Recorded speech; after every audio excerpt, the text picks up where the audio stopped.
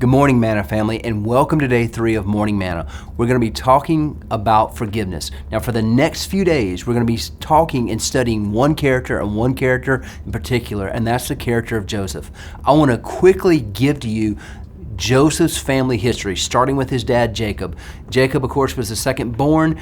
He stole his blessing from his older brother Esau for a bowl of soup. He had to run. When he ran, this is Jacob who's running. When Jacob ran, he ran into a woman that he fell in love with. Her name was Rachel. He made a deal with her dad. Hey, if you work for me for so long, you can marry my daughter. The night of his wedding, his future father-in-law gets him drunk. He wakes up with her older sister Leah. He's like, no, this is not who I wanted. Rachel. He goes, okay, here's the deal. You got to work for me longer. I'll let you marry Rachel. He finally does. He marries Rachel.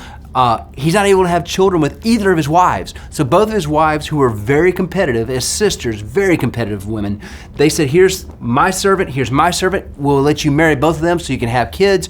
Boom, they start having children. On through the line, then we get to Joseph, who was the 11th born. Yes, the 11th born. He had 10 older brothers from his dad's 3 other wives, and Joseph was the favorite son. There was no question about it because Joseph's dad loved Rachel, and that was Rachel's firstborn son. So with all that, there was not just favor that was on Joseph, there was favoritism. All his brothers knew, okay, yeah, he's the favored kid. Adding to that, Joseph had a gift from God for being a prophet. So not only does Joseph have the favoritism from his dad, he's got favor from God with prophecy, and he's telling his brothers, by the way, you guys are all gonna bow down to me. His brothers like, what? That made them beyond angry. Add into it too, the ultimate thing here is Joseph got gifts that they didn't. One of them was that brightly colored coat.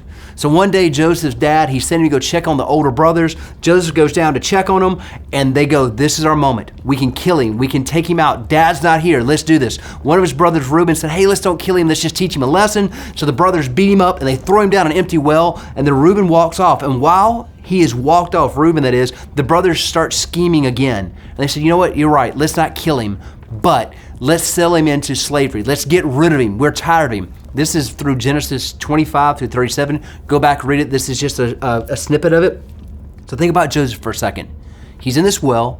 He's hearing his own blood. His brother's talking about murdering him. He's got one brother that says, no, we've taught him a lesson, whatever. But now they're back to, should we kill him? What should we do?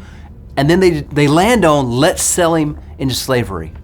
Imagine having to work through that with your family. Selling you into slavery instead of killing you. But that was part of God's plan. So that's what his brothers did.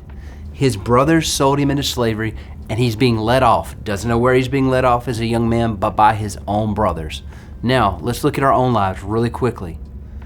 The things we're walking through, the things we're asking the Holy Spirit to bring to life. Continue to write those down, continue to pray over them, and we're going to talk through, again, more about how to work through this place to allow the Holy Spirit to heal us and forgive those people that have done things to us. Until tomorrow, my friends.